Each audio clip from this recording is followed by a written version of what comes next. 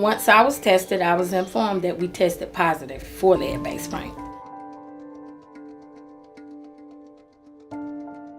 Front door, window sills, back doors, bedrooms, bathroom. Practically the whole house. Rosa Woodard is getting lead paint removed from her home. Deteriorating lead paint poses serious health hazards, so she's getting help from the Center for Working Families. We abate lead in homes in the city of Atlanta, built pre-1978. So we address all lead hazards in those homes.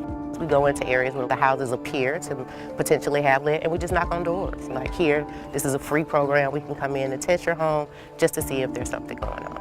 We do this for families because lead causes all types of issues that a lot of people are unaware of. So a lot of what we do is provide education. Lead is an often invisible problem that can occur in older homes all across the U.S. Homes built before 1978 are at higher risk for lead paint contamination, and homes built before 1988 are at risk for lead in the water supply.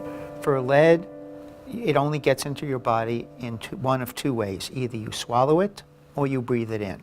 Homes that still have that paint on the wall can have that become available in the air or as dust on the floor. And then a young child can eat it. It can fall onto food surfaces that are then used for food preparation or on the food itself.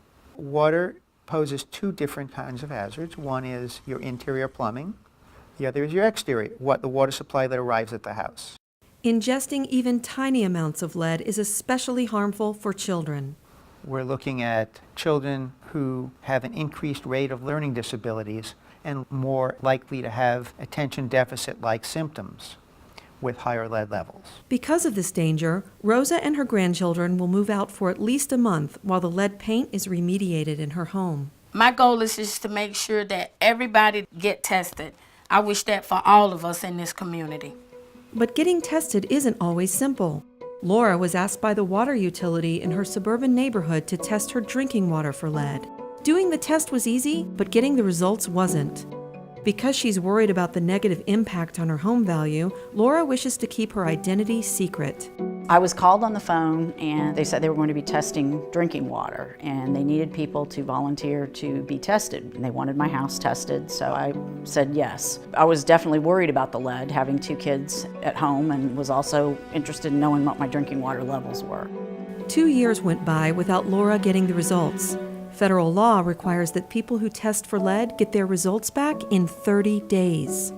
When it didn't come back, I just assumed maybe it was lost in the mail, and I kind of, after 2 or 3 phone calls, I just let it go. Finally, a letter came in the mail. Her lead levels were 25 parts per billion. The EPA's legal limit is 15. I do a lot to take care of my house, my health. We eat right, we exercise, but you really can't control your drinking water. It comes out of the tap, and you're at the mercy of whatever water company that you have, and you hope and pray that it's safe, but you don't know. We believe that adults are more tolerant to the acute effects of lead.